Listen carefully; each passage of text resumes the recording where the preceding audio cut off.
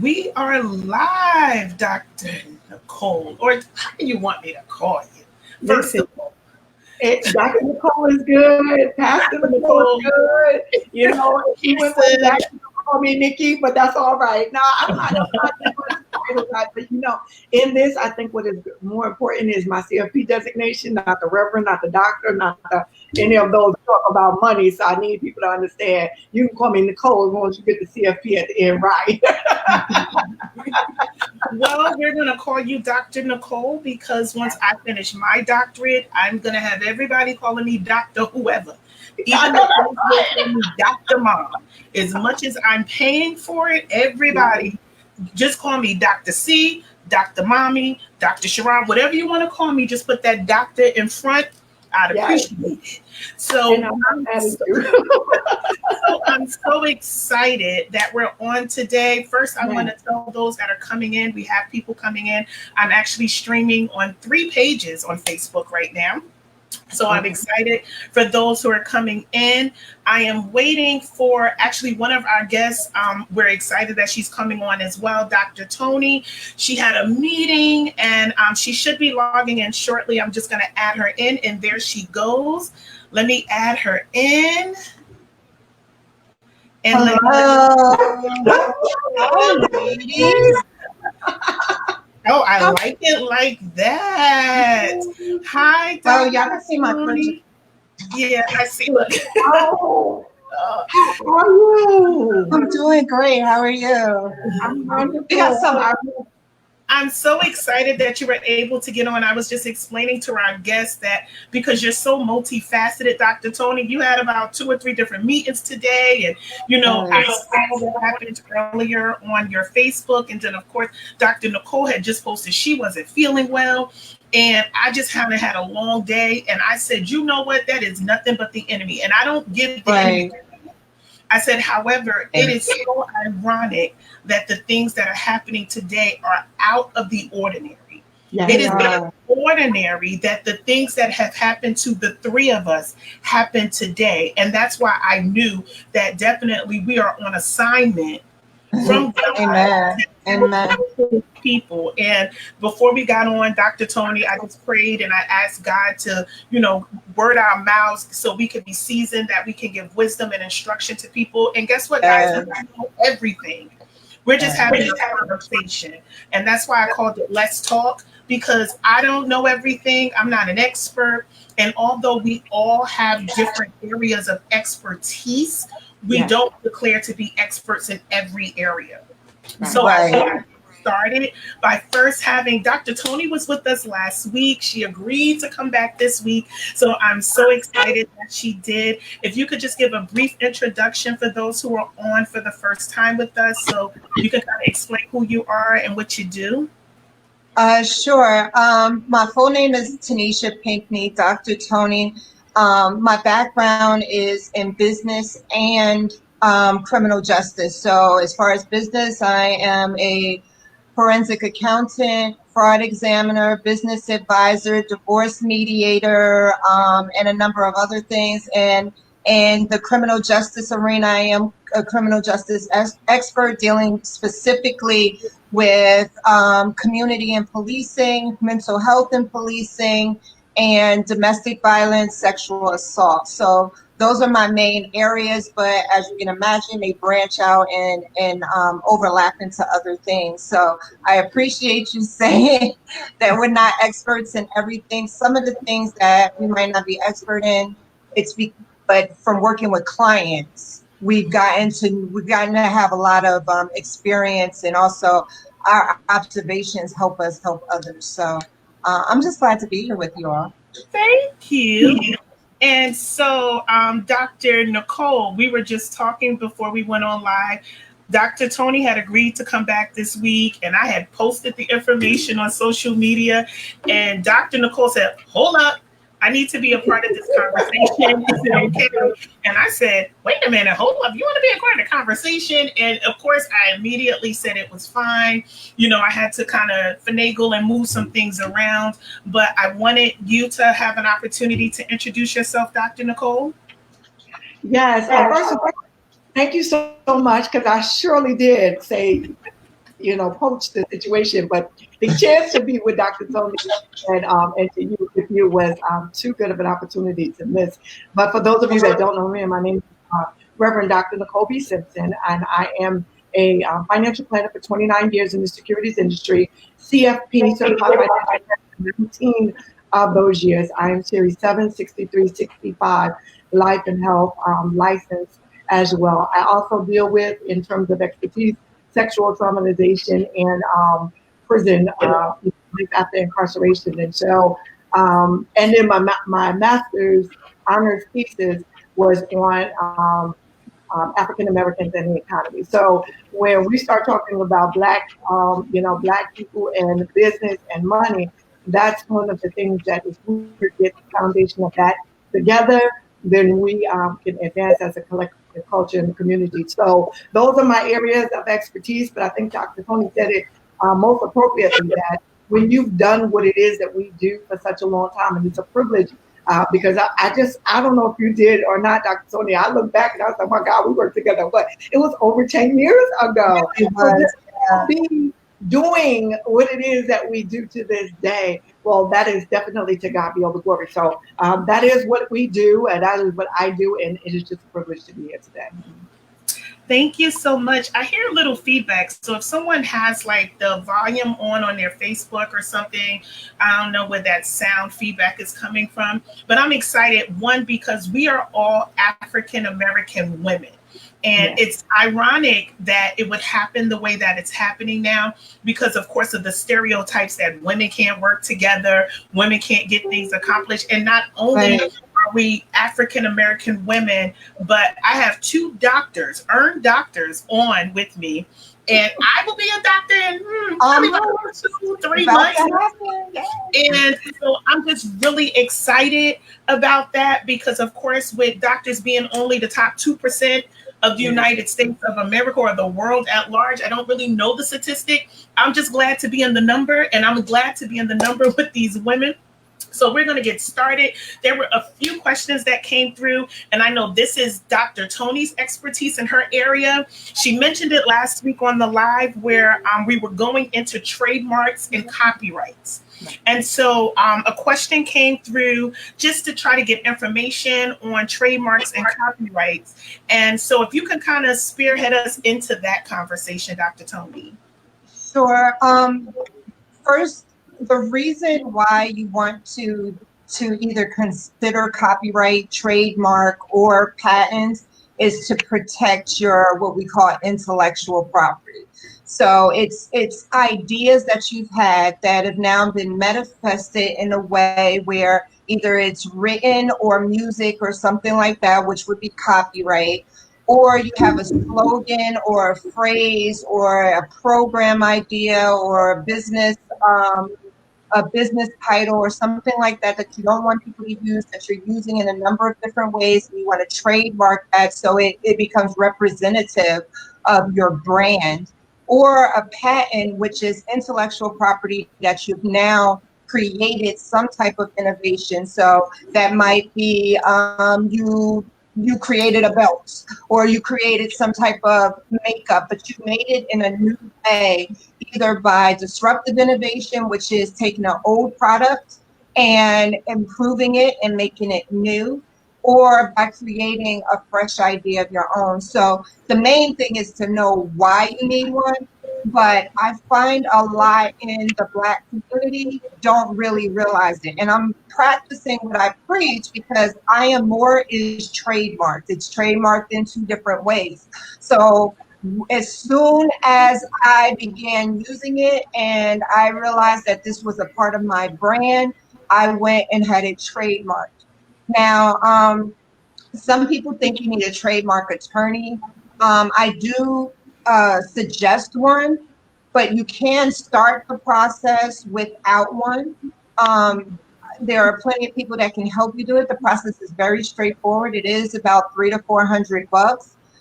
But where an attorney comes in is if somebody else has been using it before, or if they're going to use it, or if they're thinking about using it, the attorney will help you protect your trademark, because you still have to fight it. if somebody else uses it. And I've had to do that a couple times. I've had to send what's called a cease and desist letter to tell other organizations or other people, hey, this is trademark. I own these words according, not just because, hey, I said it and I put it on Facebook, that means it's mine. No, I own these words and you're using it. So I'm giving you this warning to stop using it or we will sue the heck out of you. So, and so an attorney, I'm sorry, I'm not a pastor, I'm not a preacher, so. No, you good. So, I told you we're afraid before we started. Okay. So, yeah, it's really for your own protection, and especially if it's especially important also for nonprofits if you have a logo or anything like that, or a tagline, something that you want people in the long term to attach to you, your brand, or your organization. It is very, very important that you look into it. There's the U.S. Patent and Trademark Office. It's a .gov. I will say be careful because there are other organizations, there are scam organizations out there that will tell you, we'll do it for you, you pay us directly, and in the long run, what you end up doing is getting nothing. So they're reputable organizations. I'm not going to list them because I'm not giving them free advertisement, but there are reputable organizations, there are small businesses, there are organizations like mine that will help you through the process. And typically it doesn't cost that much. Typically it's only about $300 to $500 to help you through the process, plus the fees to help you through the process. And then there's some upkeep and some things like that after, but that's an overview. Now, how long does it take? Like once you put in the application and stuff, like how long does that take? And I know someone asked, and you did answer that question. They asked, where would I go to get the trademark? So I did provide them with the U.S. Patent and Trademark Office. Make sure it's also a .gov to get that information. But how long does that process take if you're doing it on your own? My process took a little over 6 months and it was expedited. So you are looking at about a year-long process, especially with COVID. Things slowed down a great deal. The key is the more work you do yourself, the quicker the process will go. So you need to make sure on their website it tells you where what other people might have trademarked those similar or same words for. And if you look at that now, I hold the trademark, but there's other people who own similar trademarks. You trademark it by a class. So what you're actually using it for, and the more detail you include, the more, if you've already been using it, you give them evidence that you've already been using it. So the more detailed your application is, the more likely it will get through quicker and get expedited. But you do have to, it does take at least 6 months because they have to put out announcements in various trade magazines and give a response period because it is something legal. So they need to make sure that there's no one else that wants to say, no, hold up, we've been using it already.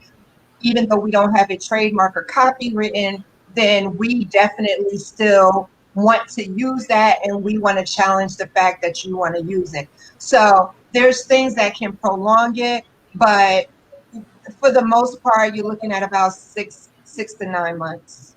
Okay. Dr. Nicole, one thing, I'm sorry, it is protected from the time you apply. So if you apply and you're waiting those 6 months, even if it's denied, you're protected during that time. So you can say, you can use the trademark symbol, but not the registered trademarks.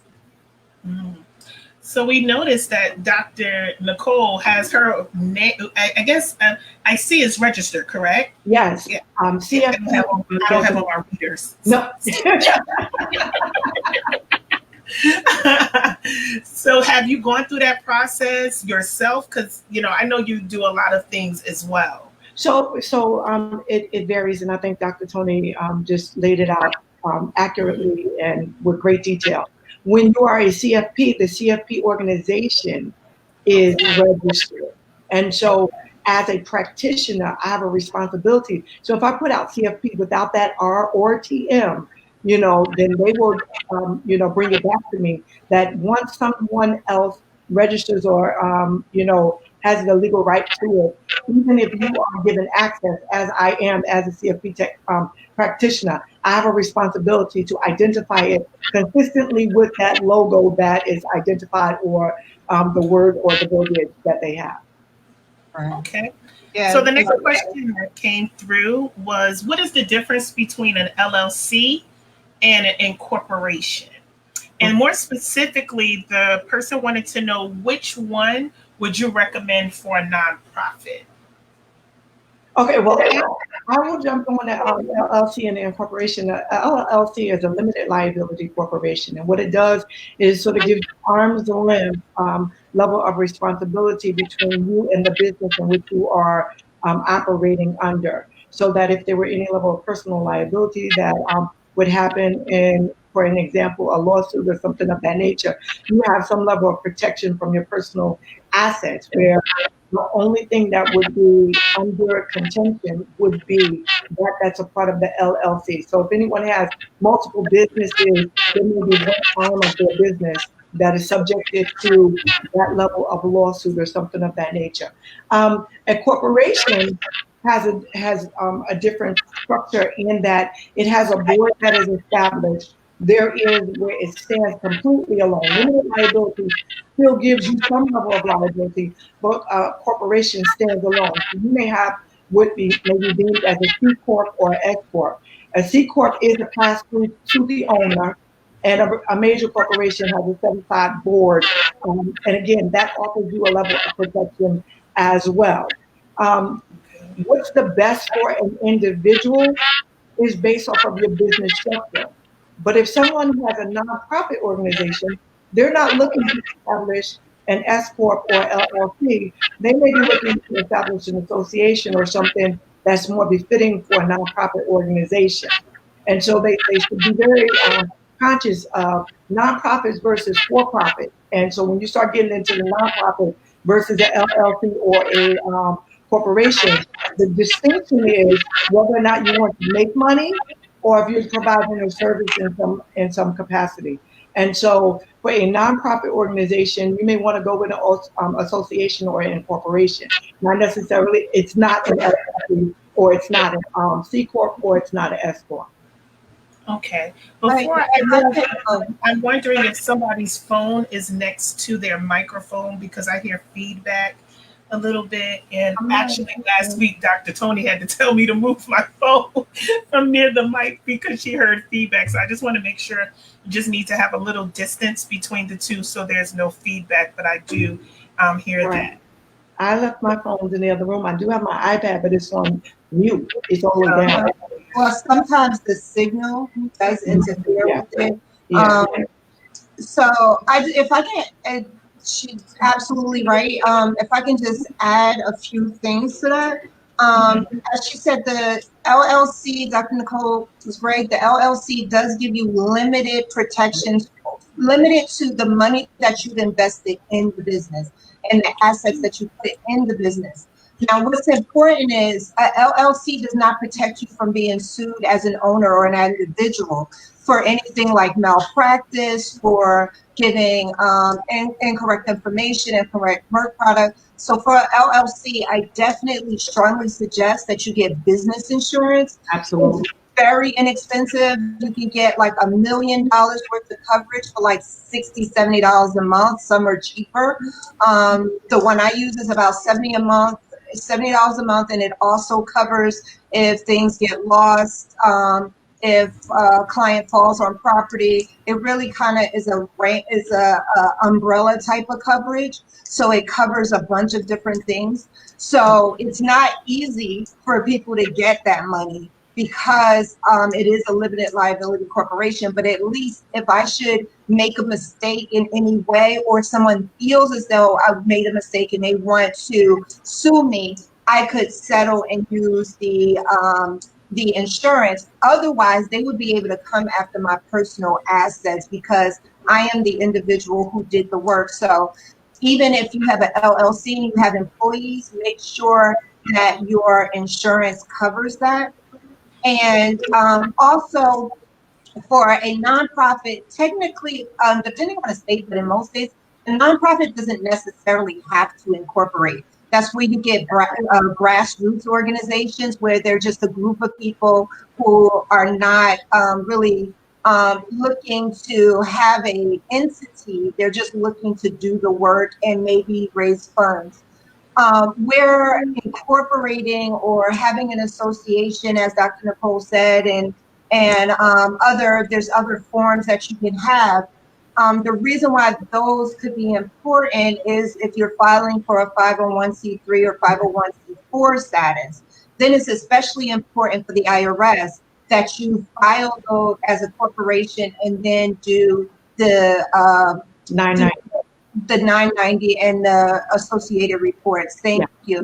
And it's good to have a nonprofit tax accountant and a nonprofit tax attorney for that.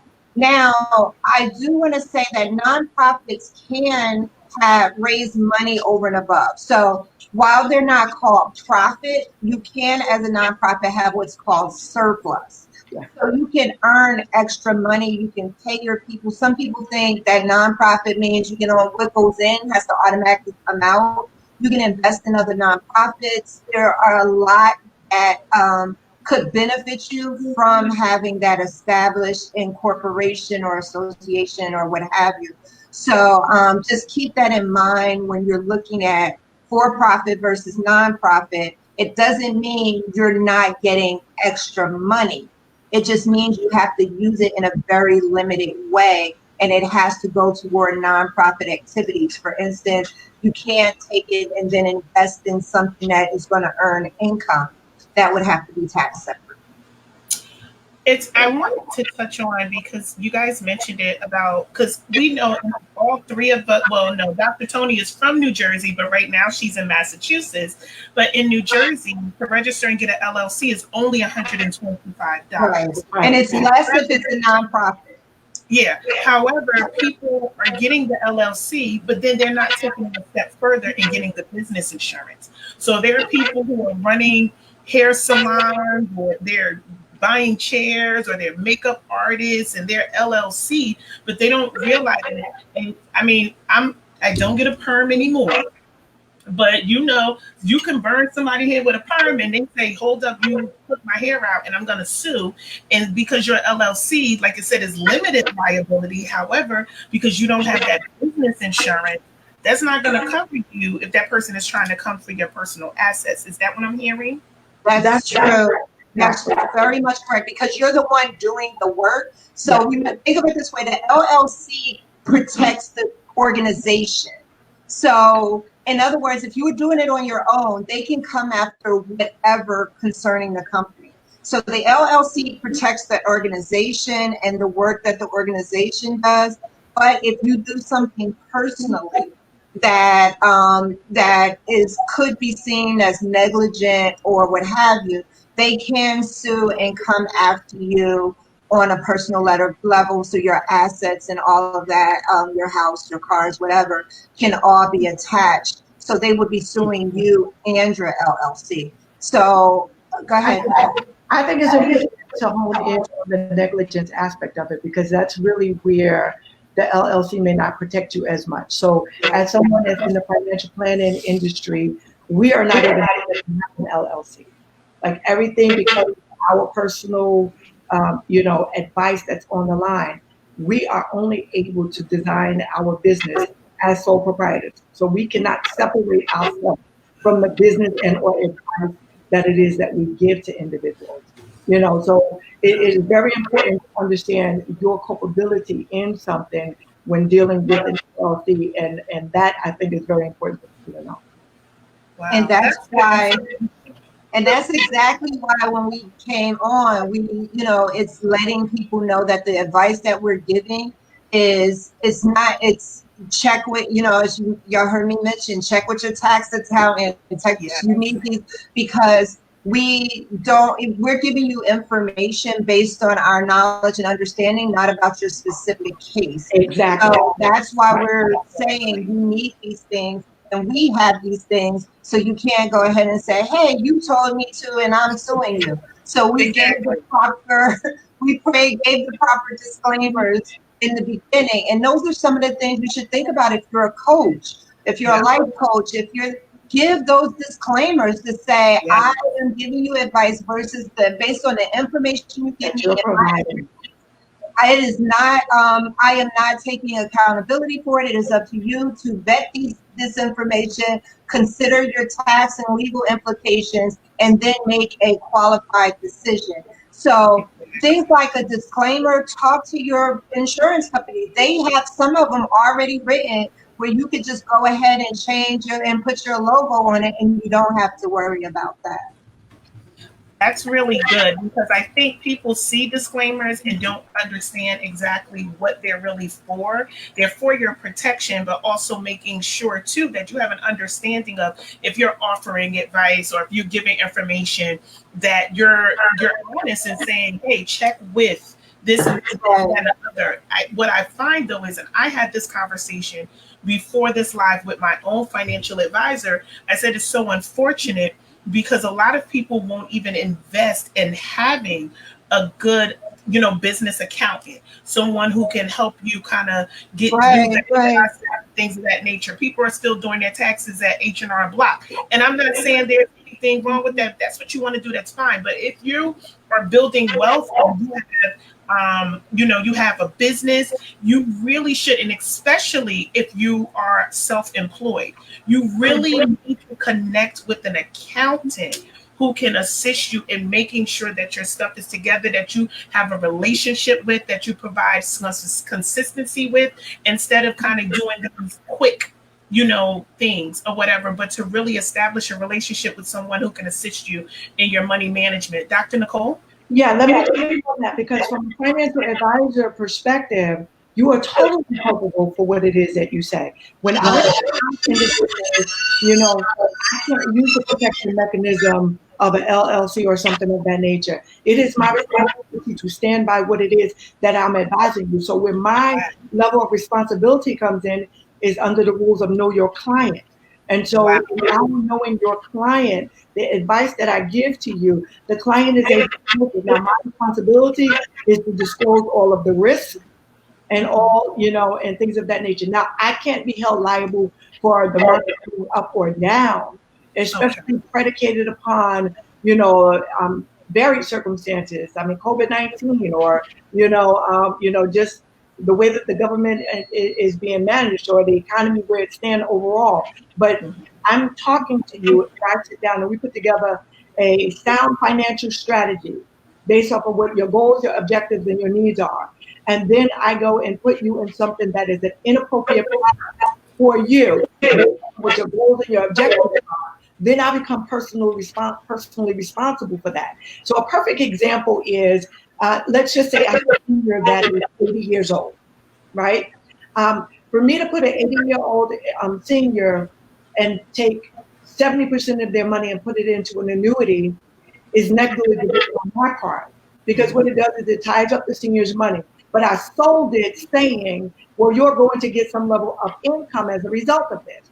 But for an annuity industry, because of the barriers that can be attached to an annuity, to put that much money of a senior who's already on a fixed income, that was only done so that I can get a higher level of compensation.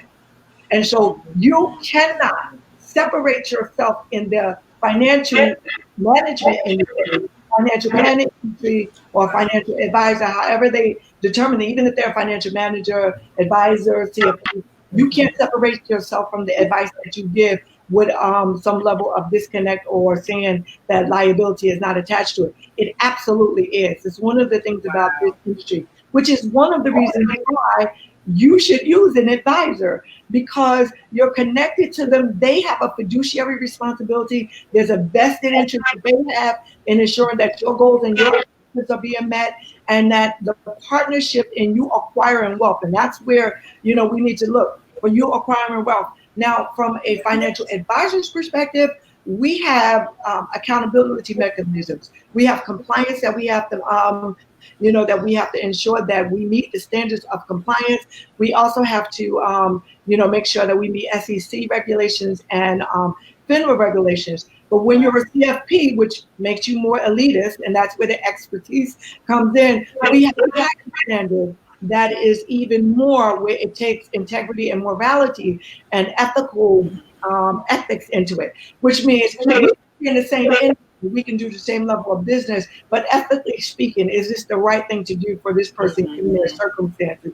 And so that's the protection for someone who's saying that they want to acquire or accumulate wealth. That's the protection that you want to look for, when wanting to increase your overall wealth management. Yeah, well, I'm really glad you said that, because I wanted to go into the second half, because it's 7:30ish, and so I'm trying to end at 8 p.m. I try, and I wanted to go into money. Right. And I say this because I've been hearing, of course, now we know what's going on in our world, and all of a sudden, all of these support Black business Facebook groups and Instagram groups and stuff have come up about supporting the Black dollar, spend money with Black people. I've been hearing this for years, of course, and I'm going to be honest. I really try my best to support Black business, but I have a few issues with some of our, people, and I'm not even going to just say Black business. I'm going to say minority business, because at the end of the day, Black and brown, we're all pretty much in this together at this particular point where we are in this world. And however, I've experienced issues with customer service. I've experienced issues with delays. I experienced issues, you name it, I pretty much experienced it. And so I'm a perfectionist when it comes to who I spend my money with. Right. So I know what I'm gonna get at Nordstrom versus what I'm gonna get at Kmart. And so if I want Nordstrom customer service, I know where to go. If I'm dealing with Kmart, I know what I'm gonna get. But when it comes to certain things, I'm just not compromising in that area. And so, of course, all of a sudden it's, oh, you don't support Black business because you're spending your money with this person to get this and this person to get that instead of spending it with me. I also found too that, and I'm not saying this to be funny, but there are 30,000 hairstylists. I can't go to everybody. How many people selling bundles? I can't go to everybody. I can't, and I think too, we are inundated with the same businesses and the same professionals that it's really hard because everybody's doing the same thing. That's my opinion. It seems like everybody's doing the same thing. So it's hard. If I'm connected to 30 people who do the same thing, I can't support all 30 people. Absolutely. So and I'm just saying this me as a consumer, because I'm a consumer. I'm going to spend my money the way I want to spend my money. However, how do I support Black business when I feel like we're inundated with the same stuff? And I'm going to let Dr. Nicole go first. And then Dr. Toni, if you could kind of follow up, because literally as a consumer, I'm frustrated. Okay, so can I broaden it out just a little bit to hone it back in? Let me tell you why it's necessary to buy Black now. I think that's one of the reasons why you see this conversation going on. In the midst of everything with the George Floyd and Aubrey and and Breonna Taylor, Black Lives Matter movement, one of the things that we have never received is justice or equality overall. And the only way that we're going to garner that level of respect as minorities is to understand that we have economic power that we may not have had 50 and 60 and 70 years ago. But we do have it now. The African American consumer base is over $1.2 trillion annually. So there's an expectation that we're going to spend our money at Nordstrom's or those other areas, which make other communities wealthy, and it's a disservice to our community. So wealth circulates, the dollar circulates in the Jewish community at average of 7 times before it leaves its community. But it leaves our community within hours on hand. So that's the broad reason why you find this buy Black. Now, how we have done it has been inefficient at best. And that's why when I saw that you were going to talk about this, I said, I need to have this conversation. So you see all of these emails, messages that we get that say, we're doing a blackout on July 7th, and now I think they expanded it to, for an entire week, buy black during these times, or do not give your money to those other things. And that's just not efficient overall. And the reason why is because so you don't buy on July 7th, you will buy what you need on July 6th or July 8th, so it defeats the purpose. What needs to happen is a consistent, steady investment into black businesses where their revenues increase and other counterparts' revenue decrease, so that the value of the black dollar has been materialized. And once we begin to do that, then we'll recognize where our economic base is. We have not been efficient in doing that, but we have a model for success. If you look at the Montgomery boycott that transpired during the civil rights movement, they boycotted the bus system for the low income and poverty stricken individuals for 381 days. And so as much as major corporations thought, oh, well, they'll be back, we were able to galvanize together and ensure that you're going to respect us and we can sit wherever it is if you're going to take our dollars. And so if we're going to make sure that this is what we're committed to doing, then we need to make a long-term commitment into investing in black businesses where their revenues are increasing and notably other revenues are decreasing. And we haven't even figured that out yet.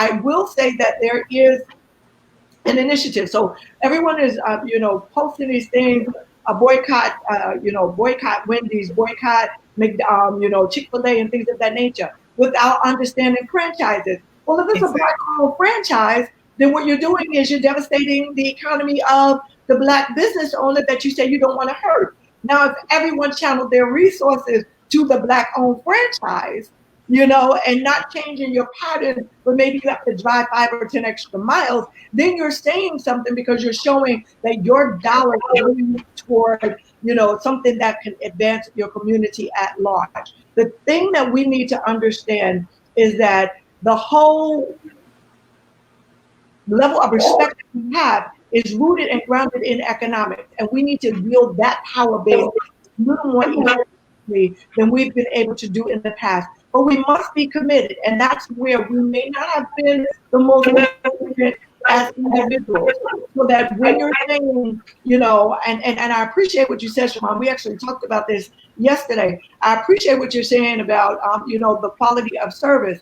What is most unfortunate is that we give other cultures and communities our resources without demanding the same standard or level of service that we demand from other individuals. And so a perfect example, in the local ABC community, urban community, the Chinese restaurant is in that community, and because they're open at 1 o'clock in the morning, you don't care how nicely or how poorly they treat you. It's not even something. You're going to buy their food because they're open up and it's a convenience for you instead of going home and cooking. But you're making that economy better. They're not reinvesting back into the community. They hire their own families. So they don't even have black people behind there. So you're not even giving someone a job. So I think when we start having the conversation about black businesses and our dollars, we need to be supportive. Now, I'll give a quick example. This is not me. It's not mine or anything of that nature. But, I was looking for a black dry cleaner. I'm like, listen, we want to make sure. Now, because I come with a level of influence and I was looking, other people were like, well, when you find one, let me know. So here's what's inevitably going to happen. And it has. I found one. I communicated with the individual. They're not sponsoring this conversation, so I'm not going to say who it is. But what happened is, I was able to refer. Now, here's the truth. They just received an inundation of business because everyone is flooding them. And so my responsibility, or maybe this is my grace as a pastor, is to say, I'm going to give them more time to expand this influx because this consciousness about spending into the black community is a real and endurable conscious of spending. So I'm going to give them that grace to make sure. Now the quality is supposed to be, what it is that I would expect, and I did do the referral base and things of that nature. But that's, I think, where it is we need to be in society and as a Black community at large right now. That's good. Dr. Toni, would you like to add anything? Yeah. One thing we have to understand is that buying Black will be uncomfortable. We have to be willing to be uncomfortable. We have to be willing to wait a little longer. We have to be willing to be patient. Meaning, because we can't come in and say all of a sudden we want all of this from you when we've never asked from it for you from it before. So we have to really be patient and be willing to be uncomfortable. For instance, where I live, there is not a Black-owned business for 25 miles, I don't think. So in order for me to do that, I need to travel, which I do, to Black restaurants and Black businesses. It's one of the reasons why I maintain a dual residency between New Jersey and Massachusetts. One of those reasons is because a lot of the Black-owned businesses that I frequent were in New Jersey, and I didn't want to pull my money from them and give it to a non-Black-owned business. Now, with that, Black-owned businesses come with a certain level of responsibility.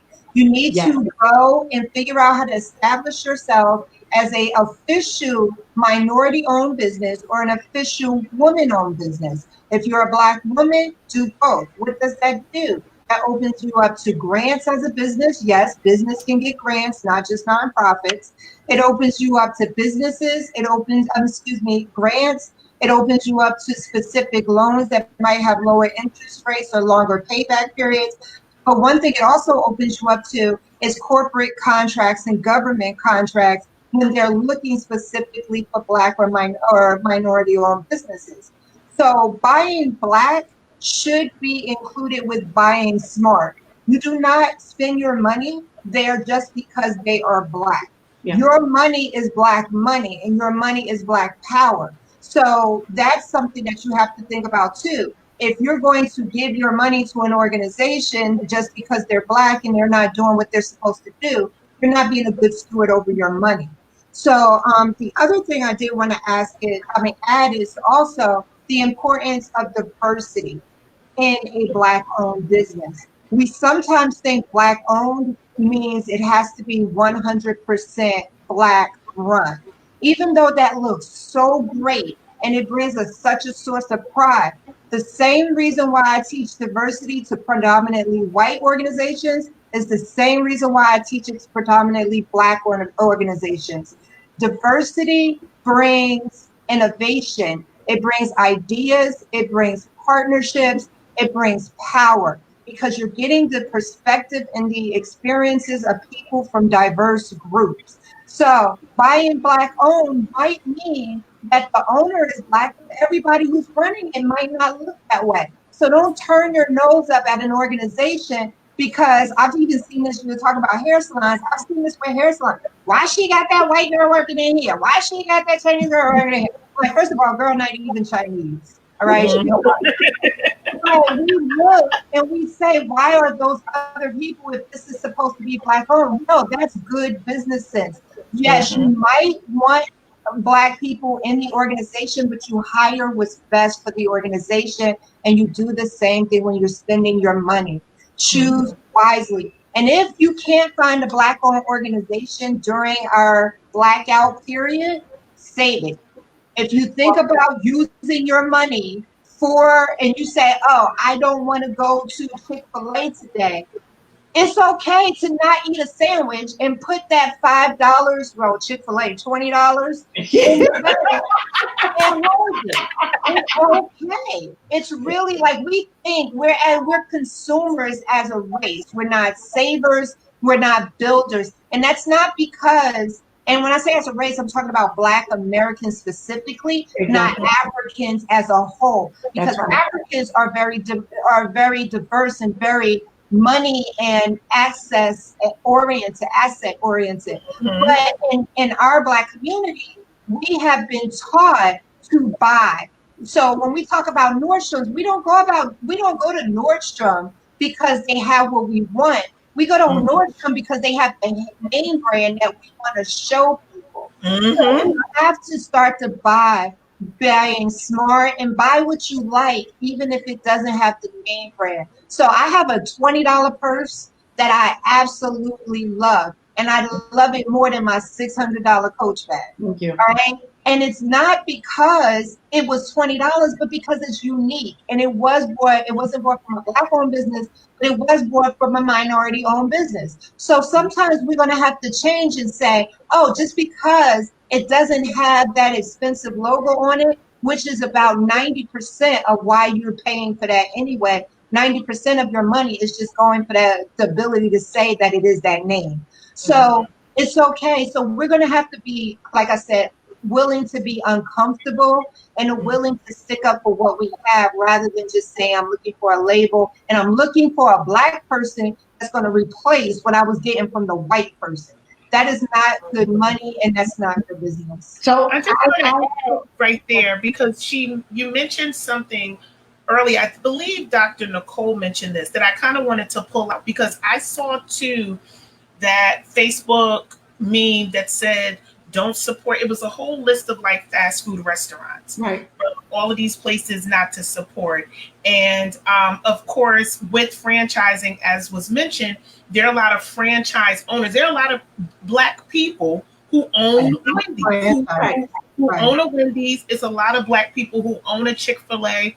How do we find those places? Like when it comes to franchising, like how do you find out based on your area? Like what establishments, say in that arena, are Black owned? Is there a way to find that out, or do you just go in and say who's the owner, or look at the picture? Like, is there a way to figure that out? So let me do two combinations because I think what Dr. Toni said is very important and is relative to fast food restaurants in the first place. So let me say that there are oftentimes registries will tell you whether or not something is a minority-owned business.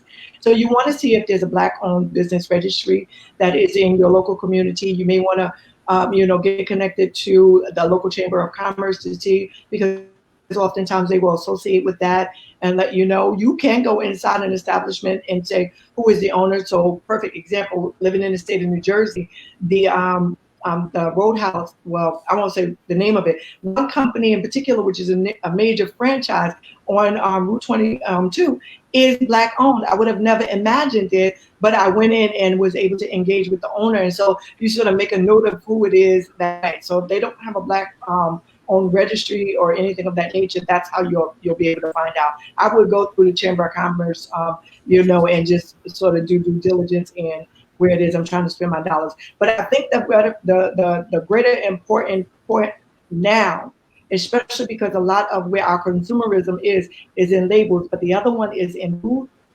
for minorities overall, we do need to save. If you look at the latest unemployment numbers that came out, we are disproportionately impacted negatively at all times. And so while they may want to say 2.5 million jobs were added back into the economy, Black unemployment, right, it had absolutely nothing to do with us. Now they realize that we're the essential workers. And so we find ourselves in a position where, white Americans have an average over $117,000. As their net worth. African Americans have an average of $17,000 as a net worth. So that's almost a 10-to-1, disparity. So we have to make a concentrated effort for savings. And everyone is capable of saving. But the truth is that when we recognize where we're spending our expendable resources, and oftentimes it is at fast food restaurant because we don't want to be inconvenienced by cooking or something of that nature, then we'll find ourselves in the place of saying we can't save. But the truth is we can. We can save by cutting out our nail expenses, our toll expenses, and doing it ourselves. No, I'm joking. I'm sorry. I know that's how you feel, right? Taught me, yeah, I'm already making some adjustments and things of that nature in my finances, but I've been able to save so much money. And of course, again, we know it's a pandemic. We pray for those who lost people. We're not even coming down that lane. But what I will say is, bad enough, I was only getting my nails done once every 6 weeks or so because I just feel like I'm not going every 2 weeks. You're not going to see me. But I had the money that I've been able to save for a while. I was looking like, wait a minute, where all this money come from? Like, I just couldn't believe it. And then I looked and I said, wait a minute, hold up. Let me pay off these credit cards. Let me put this extra money into savings. And now, because my mindset has shifted, and I think that's what happens a lot of times in the Black community, it's I can't save because I have to do this and I have to do that. Once my mindset has shifted, just in COVID, I realized that a lot of the things that I thought were necessities were really wants. Were really wants. You and I use nail salons, but I noticed both of you got a Dunkin' Donuts cup. So let me just give you a perfect example. I saw it. I saw it. I see. but so you keep praying for me. I'm asking the Lord to deliver me. I'm not going to put on Dunkin' Donuts. I'm put on Starbucks. So Starbucks instead. But let's just think about that $5 that you spend every day on your way into work to get your Starbucks, and you need your extra juice or your boost or whatever. That's $5 a day, 5 days out of the week. That's $25 at the end of the week. That's $100 at the end of the month. That's $1,200 at the end of the year. So now let's just say if you switch from Starbucks to Dunkin' Donuts, right, to get whatever it is. Dunkin' Donuts is $3, Starbucks is $5, right? So I'm not telling you not to have what it is that you want. See? Well, I'm going to add one to that. I get migraine headaches, right? So I was talking to my doctor, and he was like, I was like, I just don't have time or the stomach capacity to drink coffee because caffeine helps with your headache. And he was like, you know how I save money? And I'm like, how? He said, I take a regular tea bag, and for $11, you can actually get on Amazon 100% pure and natural caffeine tablets. And he said, I just take a tablet when I drink my tea. He said, that way I go and get my $3-4 that I paid for 100 bags of tea. And then I take my caffeine pill. That's $11 to $18 for 100 of them. And he said, I get the same caffeine boost as some of the rest of you. So it's also finding other ways. Like I said, saving money is all about, and using money is about being a willingness to be uncomfortable. Most of the money we spend is convenience money, not necessity money. And I think that's what you were saying, Coach Sharon, is I said your name wrong. I'm sorry. But that's reality TV. But that's like you were saying, that you found out during COVID that a lot of the stuff that you thought were necessities weren't necessarily necessities. I mean, and I laughed, Nicole, when you mentioned hair places and nail places. I laughed, but I laugh because one thing people don't know is I actually went to cosmetology school. So I laugh. I've been to school for so much stuff that's just unnecessary in my life. But it's nowhere on anybody's resume. But when I say the reason why I laugh is because I legitimately, like for instance, under my wig, my hair is locked. I locked my own hair. They're very tiny locks, not as tiny as sister locks, but a little bit. They're very tiny. I dyed them bright red, so if y'all can imagine that. And I can do my nails myself. So yes, when I'm in a mode where, like for instance, I wanted to expand and I wanted a brick and mortar office for my business, I started doing my hair myself, making my own wigs, doing my nails. So you also have to tap in to what are some of your other talents. For instance, I'm redoing the colors of my bedroom to make them brighter. And I was like, oh, pictures are like $50 to $100 and $200 a pop just for a picture. And I realized, you know what? I've taken some really great pictures over the years. I have a son who's a photographer. We went and we're starting to printing those on canvas. So I'm getting really nice, good quality pictures that I would normally spend hundreds of dollars for less than $20, $30 by just having them printed somewhere like a pharmacy or something like that on canvas, or putting them in a frame. So there are many ways. We just have to get back to, we think the things that we learned during, oh my God, It just left my head right after Christmas. Kwanzaa. The things that we learned during Kwanzaa, we make a mistake as a people to leave that alone after the week ends. Right. Sometimes birthday presents, I write a poem from my heart. That is your birthday present. Like we got to get back to our creative side because that is where our money is. And one more thing about Black-owned businesses, we also have to forget that corporations have majority and minority shares, Yes. majority and minority owners. So just because the actual owner might not, the majority owner, the figurehead might not be Black, one of the minority owners or partners in a business might be Black. So we're going to have to learn how to read past the headlines and really drill down on some of these businesses to make sure that when we invest in them, we are not tearing ourselves down in the meantime. Can I add to that? But I do want to identify because most of America is made up of small business ownership, and that's probably where we have the greater level of influence in allocating our dollars. Because when you start to get larger corporations, you do come across that challenge, and you don't want to negatively or disproportionately impact someone. So, for example, we see a lot of our entertainers and athletes that are minority owners in, some of our favorite sports, chains or anything of that nature. So when we're doing this level of focus on, buying Black and buying businesses, I think, again, that level of having a cohesive strategy or plan must hone in on small businesses where you're able to see the tangible results. Where they're measurable. Because when you think about it, Black businesses, this is one of the ways that we have acquired or accumulated our level of wealth. But still, we are still struggling. And so when we saw this whole scenario with COVID-19, the dollars did not translate down to the Black businesses that keep our communities afloat because Dr. Toni said it appropriately earlier.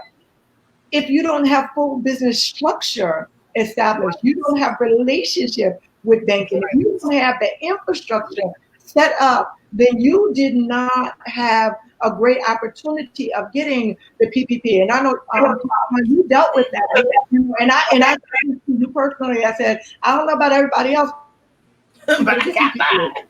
And I got mine. I got mine. You understand? I got mine plus a grant from my city. You have to have your stuff together. The key word is not minority. The key word is business. And you have to operate as a business. So I also want to hurt somebody's feelings right now. Some of you think you have businesses and you don't. Wait a minute. Say that again. Some of you think you have businesses and you do not.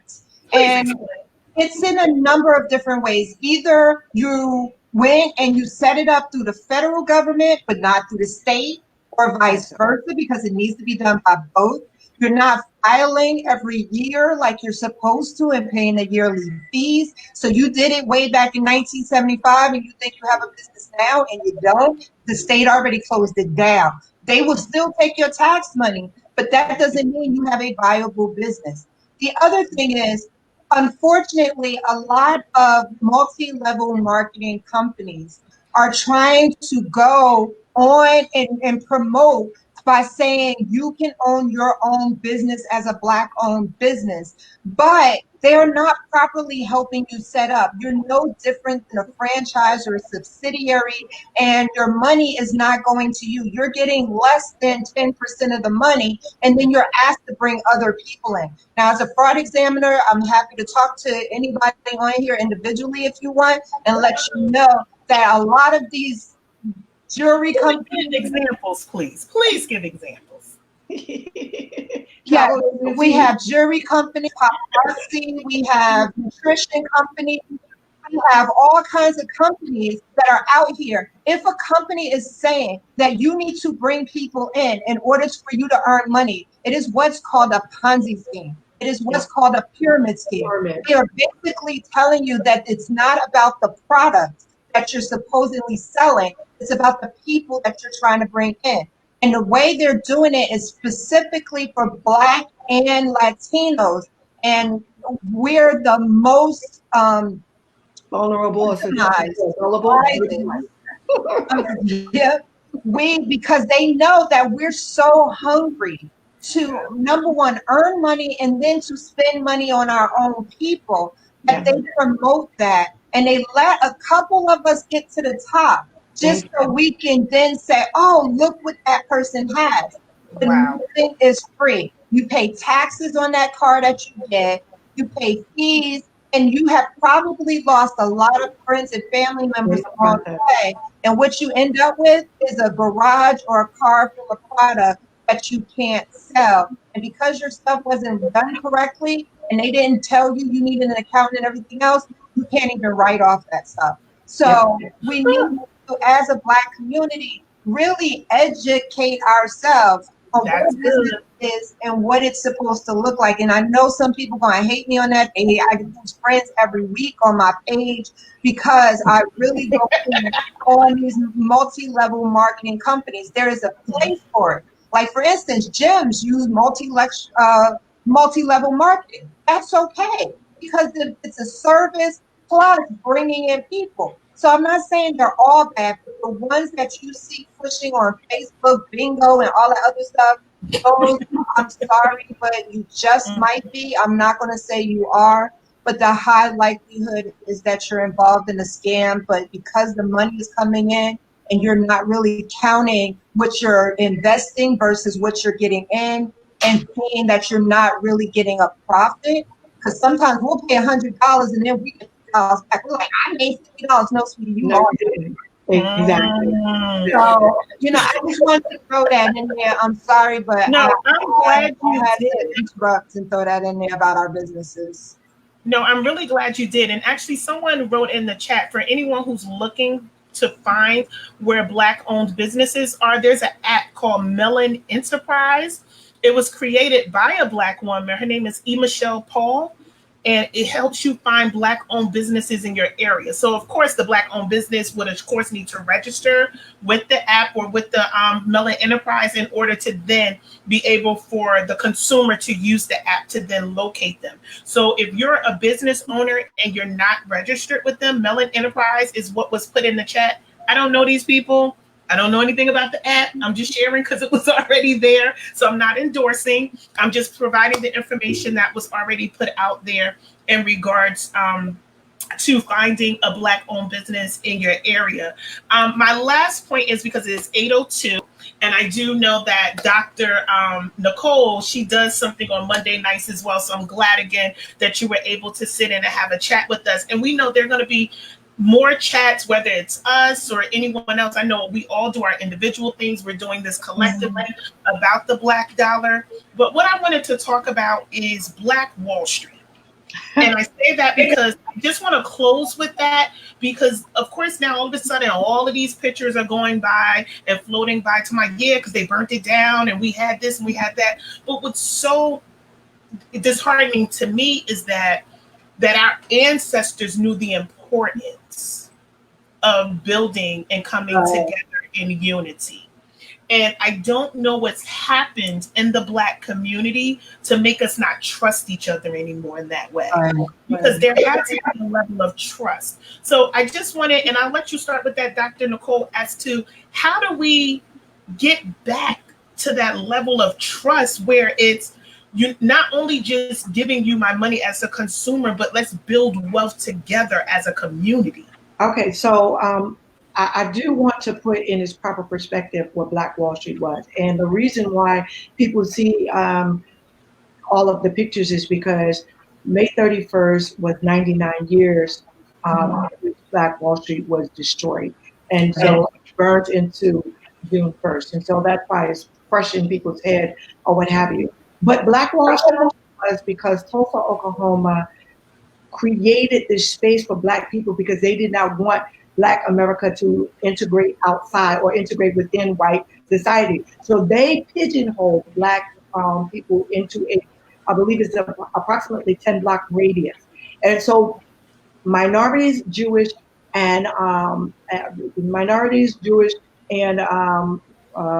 Italians were forced to work with each other. Indians, minorities, Indians were forced to work with each other, and the land that had been given to them was land that was sitting on top of oil. So that's really where a significant portion of, the wealth in Black Wall Street came from. But then they also had to rely upon each other and create business there because they could not go into other areas outside of, the arena that had been deemed for them. So that's where businesses were created. That's where, the legislative system, and businesses were created so that over 600 businesses, churches, and everything was designed. And they worked well within each other, working amongst each other, utilizing the services and the resources that were provided within. So that trust accumulated over time. Where we lost that, because there was still a great level of dependency in investing in Black. But after Dr. King was killed in 1968, he was promoting an economic agenda. And he was the voice that kept not only the collective church, but it kept, African Americans in a unity overall. And he died literally, or he was killed literally after rendering his most powerful and indicting message on economics. He was killed that same week. And so the agenda for Black economics and Black advancement, it splintered because then we realized that desegregation gave us the opportunity to go in and take advantage of the other resources because they then realized that we had power in our dollars even then. And so from that desegregation, them enticing us with the things that we were not able to have, and that's how we found ourselves in this place again. It's going to take that level of being uncomfortable and also, a willingness to be patient with one another and be supportive of each other. But it still doesn't mean you have to sacrifice. Dr. has been doing what she's doing for at least, that's I said, we got 50 years between the both of us, in terms of experience and expertise. You can still work with someone that provides you the quality service and also the expertise that you would get. It just requires you digging a little deeper. And that's how we're able to have a modernized Black Wall Street in 2020 and beyond. I think we're positioned for it. I think it's a great opportunity to have it. I think diversity is essential, but it is going to require people investing into one another and having that first step of saying, I'm going to trust them with my dollars. Dr. Right. I totally agree with everything that she said. We also need to step out of the white is right mentality. Honestly, as a Black professional, and I know you said you've enjoyed this, and I don't know about you, Dr. Nicole, but where we come in as professionals and we give advice and we have all of this knowledge and education, and mind you, I have more education than a lot of my counterparts in all areas of business that I am in. I just put up there, I have six sets of letters after my name that I use. If I use all of them, it's about 10 or 12. I am certified in a bunch of other stuff between, I'm even certified in BitChain and cyber currency and all of that other stuff. Why? Because I want to understand it. But when I come to an organization, white organization is, wow, let me snatch up your knowledge. Let me understand. Black organization, oh, okay, thank you. And then I call them back, I follow up, and what do I get? Oh, we just hired such and such firm, because we do the same thing when it comes to supporting our Black experts that we do when it comes to supporting Black businesses. We're looking, most of us use H&R Block because of the name, not because we think they're a good service. So we do the same thing in the Black community. So when we talk about building up, and one of the reasons why Black Wall Street worked was because we trusted our financiers and our experts at that time. But since that time, our trust in each other has eroded because we think, I heard somebody say, and I like, oh, you need an attorney. And I'm like, I have a great Black attorney who's like done this stuff and all of this stuff. Oh no, I need me a Jew attorney. Yeah, and I'm like, what? Like, oh, or somebody who say, is your attorney a Jew? And I'm like, no, he's Italian. I don't know, but that's what we go through, that sometimes we feel as though that we don't even trust the expertise. We also downgrade the education of our own people. When I remember when I first got my master's, the first time somebody said something was, "Oh, you ain't the master of me." And I'm like, what? Right. Or your education. Oh, you spent all of that money on education. You could have just read a book. Yeah, I read a whole lot of books. That was part of my education. But we go and we, instead of lifting our own people up, we act like that education and expertise means we're trying to be white. No, I got my expertise and I got my education so I can help the Blacks in my organization, in my community. Not just Blacks. I help all communities, but that was one of my driving forces. Because when I came up, I didn't even know what a PhD was. When I got my PhD, I knew what, and I got my PhD in 2014. When I started the process in 2012, I only knew one Black person that had a PhD. I, growing up, thought the only doctor was an MD. And guess what? I didn't even realize that chiropractors weren't even considered the same as regular doctors. So we have a misunderstanding of what education is in our community, and we have to back away from the light is right, the white is right, and really, like I said, choose people because they are smart. We're doing the same thing to our communities that we accuse other races of doing to our communities. And I'm not going to get into the Black on Black support and all of that other kind of stuff, but we really have to look at why we are so much harder on our own, that we're not that hard on others, and then say, oh, it's the system's fault. You have control over what you have. The system has control over what it gives you, but you have control over what you have. I just want to say, first of all, thank you, ladies, so much. I am excited about what God is doing in this hour. And I say that because he is raising up voices that are going to make impact. And I do believe that you two women are impactful women, women that we need on the front lines. We know that at the end of the day, it's going to take us to get us out. And of course, we have to work in tandem with our brothers and sisters, whether they're white, Black, Chinese, Asian, whatever the case may be. But I'm excited that people are stepping up and taking a stand and saying, you know what, let me use my expertise to help move the movement forward.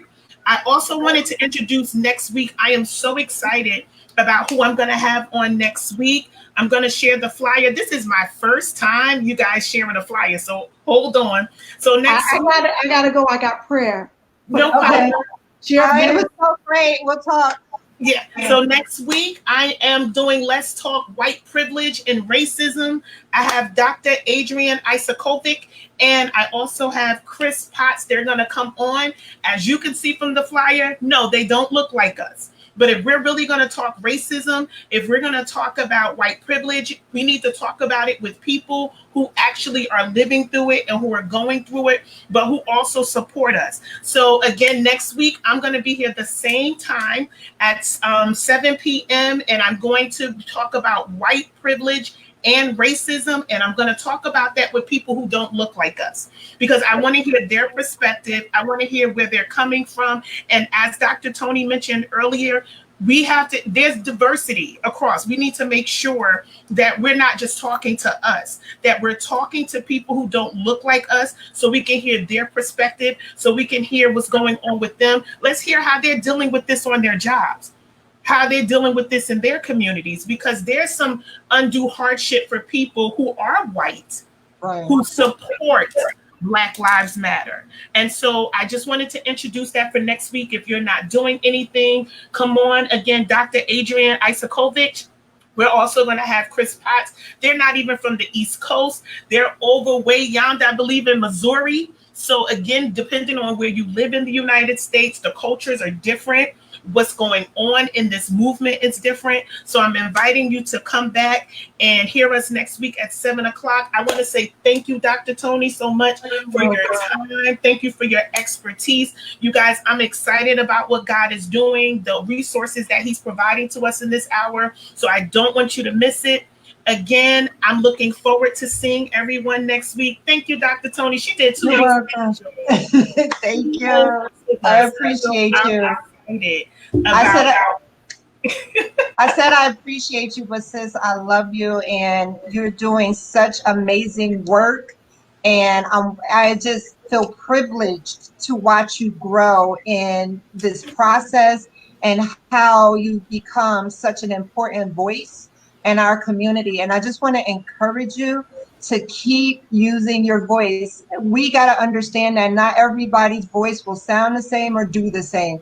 We need views like yours. We need people that are willing to match people together and get doctors and experts, not just people who have feelings. I know Chris Potts is almost finished with his doctorate. You know, people who are experts in the fields that they're in, disseminating this information. So I just want to encourage you that I appreciate you and I love your work that you're doing. Oh, thank you. I have to say, this is a God thing. I didn't expect to be on every week. As I told Dr. Toni in a conversation earlier today, I thought I was just going to share some information and some wisdom because I was looking. I didn't know where to go and what to do. And as she started sharing last week, you know, the Lord said to me, no, needs to keep going. And he's already lined up shows for me for every single week already for the month of June. And I'm calling it a show, but it's a Facebook Live. But then Dr. Toni told me she believes it's going to be a show. So I'm just going to do it. And as God evolves this, and as long as he's glorified, I'll be on every single Monday at 7 p.m. until he says otherwise. But thank you guys again. Again, tune in next week. I am so excited because I want to talk about this with people who do not look like me. Right. I love my brothers and sisters, but I want to talk to people who do not look like me, that don't think like me, who don't come from Newark, you know, or whatever. And that's no slight to anybody, but we need to unify, not just with the Black race, but with anybody supporting us. Anybody who's supporting the cause. I went out this weekend to a protest. I mean, I was really social distance too. That wasn't even my plan. But there were so many people who did not look like me out there. And they weren't out there for show. They were really out there to support.